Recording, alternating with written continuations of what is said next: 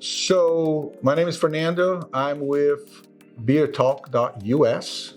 And today we're going to be talking with Ruthie Dixon from Mill95. And she's going to tell us everything she knows about hops. Well, maybe not everything. Almost but quite a bit. All right, let's start it. Tell us a little bit about how you got involved with the hops. Well, kind of happened on accident. I first got involved in wine. Well, before that, I was involved in coffee for a number of years. Okay. And I thought, I'll get out of coffee and I was going to go into education. I studied to be a teacher, as you know. And while I was doing that, I ended up deciding I was going to get my graduate degree. So I was hired by a winery. I worked for a small estate winery in Yakima. Well, I don't know if they would call themselves an estate winery, but they grow grapes and they produce wine. And I worked for them for a couple of years doing a lot of front of house work as well. And a hop vendor who became a friend of mine thought I had something special and poached me from the winery and brought me to his company where I worked for 5 years. So I became the sales manager there. I did all of our front-facing work with our customers. That was all in Yakima, Washington. That was in Yakima, yeah. So I worked for a larger hop vendor, John I. Haas. So they were the parent company of the smaller company that I worked for. All right. So they're a big global grower, and the company I worked for was a third-party vendor. And how did you end up in Idaho? Well, in March of this last year, I resigned. I thought, again, I was going to go back into education, and that was, I thought that was a personal calling. And I was actually poached by Mill95. Okay. And they brought me out here, and I looked around, and I hadn't seen a facility this clean. I hadn't seen a facility that was the same level of excellence, Nice. and that really attracted me to it. And then after getting to know Jamie Scott and the team here, I thought that they were people that I could learn a lot from and would challenge me, and I was up for the challenge. Good. That's how I got here. That's quite nice. And later on, we're gonna do a tour through the facility to show you guys all the equipment and how do they process the hops in here. So what kind of hops are out there in the market? What types? Well, there are hundreds of varieties of hops. Okay. There are two kind of main types of hops, though, that when you think about hops, they have two purposes. So there's bittering hops and aroma hops. And bittering hops are the bittering component that you get in beer.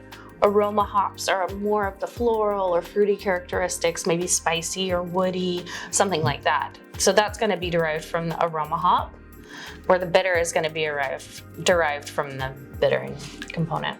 Here in the U.S., do we produce both of the hops? Yeah. Are they everywhere around Idaho, Oregon, and Washington? Yes. Right? Correct. We'll say that we have a hop belt in this region? Kind of. I mean, the regions are Idaho, Oregon, and Washington. I don't know if I would say it's necessarily a belt because they're very distinct regions. But it definitely requires some hot days and some cool nights. And I was going to ask you that. What is the proper conditions for hops to grow? I mean, kind of weather and climate. What would be the perfect? Depends on the hop. All So right. if you're in Oregon, those hops are growing in a little bit more humidity. I like to think about it like wine, probably because of my background in wine, but you have Pinots that grow in more temperate climate, and we get hops that grow in more temperate climates, and then you get these really big hot reds like a Merlot or something like that. And those same regions are gonna do a different type of hop altogether. Outside of the U.S., who else produces hops? Germany is Well known. Yeah. Germany is well known, New Zealand, Australia, South Africa. There are some in South America that I know about. There's actually quite a few grown in China. In terms of quality, there's a difference between an European hop and a North American hop or an Australia hop. It has to do with where they're produced and the farmers. Or what produces really well there, Okay. right? So you have varieties that are specific to terroir that are going to do really well in that region. I wouldn't say that New Zealand hops are better than US hops by any means. It depends what you were looking for. Exactly. I think I had mentioned to you, Brazil is I believe, the fourth consumer of beer per capita in the world. However, it produces less than half of a percentage in hops. So 99.5% is all imported. Mm-hmm. And it's interesting because Brazil is a big producer of any other crop in the world. I mean, in terms of corn and soy and everything. But there is there's a unique quality. Yes. Yeah. There is a problem there with the hops, and that's what we're trying to fix. It is that difference between they are consuming, there's a huge demand, but they are not producing. Mm-hmm. And the idea is to try to bring them some really good hops from this region. So, and when it comes here to Idaho, what do you see? What are the type of hops that you guys usually found in here in terms of aroma, in terms of bitterness? Both of them? We grow both, but there are some varieties that I think are particularly good coming from Idaho. Idaho 7, the name would imply, that grows really well in Idaho. And Chinook is a great hop that you would want to get from Idaho. Idaho Gem. There's a new variety called Pink. And there are a lot of other varieties that are grown here, and how they impart flavor is going to be a little bit different from Yakima, but I think Idaho is a unique region unto itself. That's nice. That's good to know. Yeah. Specifically here from Idaho, what is the process? When you guys start buying the hoppers from the farmers and processing, and take us over this process of how does it work? Well, I mean, this is a complicated process. I'll try and keep it simple. All right, let's do it. We tell the grower this is how many pounds of hops we need. The grower plants hops.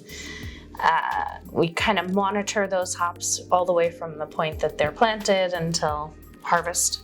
When we intake the hops that they grew, we assess it for quality, allergens, is it testing for any sort of weird chemical it shouldn't have or something like that. But once we've taken it in, then we pelletize it, and then it goes to market. Okay. So very simple, big view of it. Absolutely. Give it as a generic idea of how it works. Now, what is important in that process? Because I believe you guys mentioned when I was here first time that the temperature was extremely important. Yeah, so in the pelletizing process, and even right when it's picked, so hops are picked, they're kiln dried. Mm-hmm. Once they've reached the right humidity level, they're baled. And from that point on, keeping them cold is of the utmost importance. And that was one of the things that struck me as particularly unique about Mill95. Not that they keep bales cold, but that the commitment to keeping it cold, it goes from the moment that the bale comes into the mill and every single step of the way till it leaves. Even after it's left, we try to ship them in refrigerated containers as much as possible. And I have been in the processing plant, and it's extremely cold in there. We're going to be there later on today, but it's just a big refrigerator that we got to walk in through it.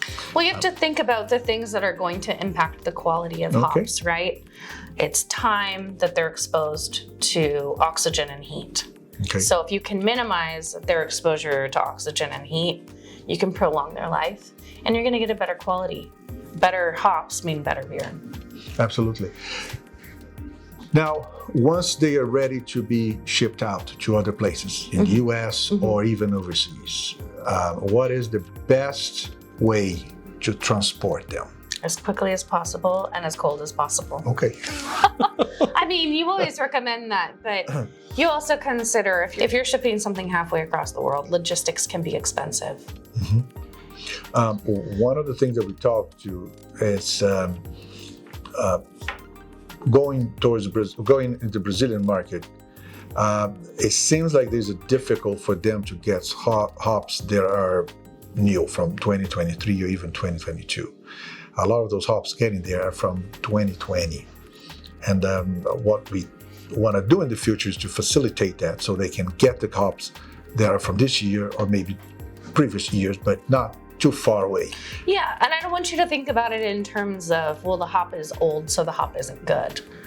Again, it has to do... It depends on how they have been Yeah, stored. exactly. Has it had exposure to heat? Has it had exposure to oxygen? Because those are the factors I would take into consideration more than crop year. Mm-hmm.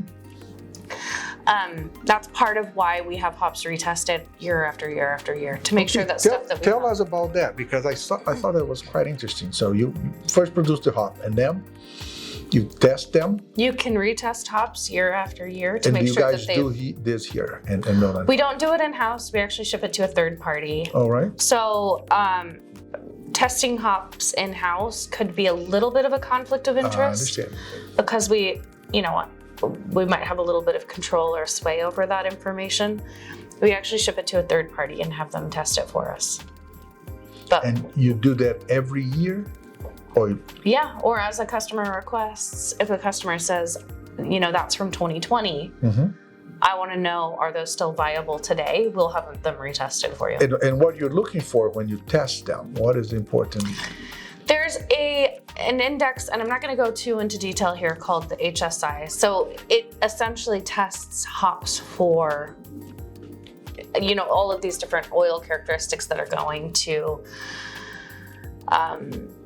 indicate the level of degradation it's had. Freshness, if it is. Exactly. Okay. Exactly. I'm trying to say it in the most simple terms possible. No, that's perfect.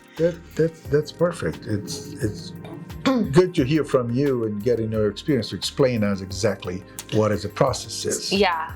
Because not everybody's well educated on how the hops work. And a lot of people that I have spoke to in Brazil, they complain same thing. It's not fresh. It's not getting here in a fresh way. And as far as I understand, when you put the hop in the beer, it doesn't supposed to sink right away. It kind of float a little bit in the middle of the beer, and that's what Well, should have some oil content, right? Those oils will break down over the years. But I love this story of a brewery in Washington State, actually, that was using hops from 2009 last year. Okay. And they were using it for one of their flagship beers after they had the hops retested, and they saw no difference in the quality of the beer. Wow. So they can be good, but again, how are they stored? So the secret is to store it in good conditions. Yeah. And the transport also be done quickly and in perfect conditions to get there in time. That's exactly the reason why we suggest everyone ship in refrigerated containers, but that is cost prohibitive. So yeah, it's worth noting. It could sit on a container for 3 months, and if it's not refrigerated, oh yeah, that would be bad. That would impact the yes, quality. And that would impact the quality. That's for sure. What are the biggest difficulties that you guys see in the market when it comes to getting your hops? Is the demand really high nowadays? Is that goes through the year? Because I know that harvest time is just 50 days. They're starting pretty soon. It could be fewer, about 30, yeah, give or take. It's usually the entire month of September. So September, a little bit of October? A little bit of August. Okay, August. So August, September, October, that's harvest time. So you work 24 hours a day? Oh, almost? Yeah, a lot of people do. I don't think we will be, but... Okay, but you're receiving the trucks from the farms, and then you guys start processing everything in the process facility. Okay. Just as quickly as we can, yeah. And so what are the difficulties that you have? Is there any major problem that you guys see it, or? I mean, not hiring there people isn't to do that. That should be. Yeah, there isn't I wouldn't say there's a trend that this happens all the time, but you do sometimes get hops and the humidity levels are wrong, and so you can't pelletize it or store it. What do you do? Send it back to the grower. That is good to know. So hops, think about it like hay. When you store wet hay, it becomes combustible. Yes. And it's the same with hops. So if the humidity is off, if it's too dry or it's too wet, they have been known to combust. And if you have a bale of hops go up in flames, it could take all of your bales out. Yes. So that has never happened. Okay, here. great. Let's keep it like that. Yeah, but you do hear of fires happening at different pickers. So picker is a facility at a farm where they strip the cones from the vine. And that's where they're kilning them. So they're drying them there and baling them. All right. There is a possibility of you get invited to go to an event in Brazil in December. It's one of the biggest events, I believe. It's organized by a school named Brown Academy. And what do you feel about that? I feel great, enthusiastic. I love it. Have you been to Brazil before? No, I've never been to Brazil. Okay. I need to brush up on my Portuguese. Yeah, but Maybe Spanish. no, we won't do it well with First. Spanish. Spanish first and then Portuguese. And then Portuguese. That's on the right track. That I think is going to be happening December, beginning of December. And what they do is they bring people from all over the world to be there. And it would be great if we can have you there to explain exactly in details even more than what we are talking right now. Any interesting stories that you have to share with our listeners? Anything that had happened here that was unique? Anything that had happened here? Gosh, that's a good one. I mean, we know that if there was nothing catching on fire, which is a good no, but I did want to say that those fires are common in the hop industry. Hopefully not at processors where they're milling the bales. Oh, it's more common at the farms. More common at the farms, yeah. Okay. Something that I always find really interesting about hops is, especially coming from Yakima, where most of the world's hops are grown, I would always be surprised traveling internationally and seeing Yakima hops in all of the breweries that I would visit. Okay. And I think, I would love to see the same thing with Idaho, because I think the quality is there. The recognition isn't there, but... Yet. No, not yet. Okay. Not yet. It will be getting there. Where have you been around the world that you saw Yamaka hops there? I've spent quite a bit of time in Australia. Okay. So my husband's Australian.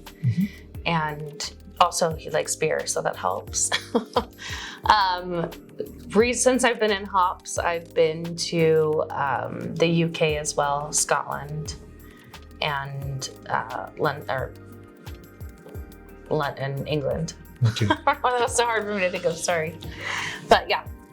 I'm going to ask you a question that I heard of the story, and you tell me if that's true or not. Okay. But can I pass? Yes, you can Okay. pass. If I don't want to say. IPA. Okay. Indian Pale Ale. The Britishers were going to England, from England to India, and the beer will go bad on the way going there. We're talking about 1600, 1700, something like that. And then they found out that in India there was a crop that if you add to your beer, you keep it, you'll last longer. Well, it's bitter too, right? Yes. Yeah, hops do work as a preservative. Yes, but is that is that story true, or? I don't know if it's true, and I should know that. So I studied history. That's my original undergraduate degree. I should know better, but I mean, I could tell you about the first hop edition. Okay. More than the story of IPA. I've heard that story many times. Okay. I think there's probably some credence to it.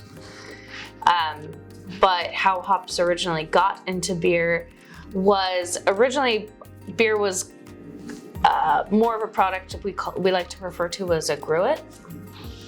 I hope I'm pronouncing that right.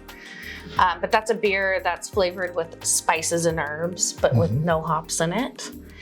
And the first recorded hop edition took place in the 12th century by a nun. Her name was Saint Hildegard of Bingen, and she started adding hops to her beer. And we know that hops were grown already, that they had been cultivated. So it's likely that they had already been added to beer, but no one had recorded it.